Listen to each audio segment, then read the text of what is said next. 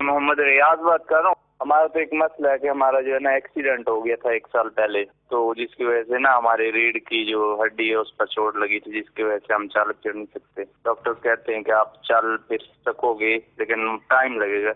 इसके लिए कुछ इलाज के बारे में पूछना था, मेहरबानी फरमाइए। रीढ़ की हड्डी की तकलीफ है इस्लामी भाई को, उनको रूब सेहत फरमा दे, आमीन। तो इसके लिए मैं आपको रूहानी इलाज अर्ज़ करता हूँ, गौर से समाअत फरमा लीजिए आप।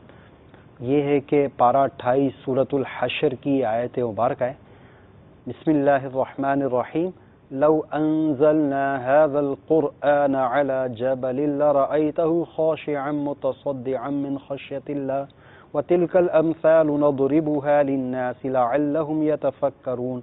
ये आयत मुबारक है सूरतुल हशर पारा 28 की।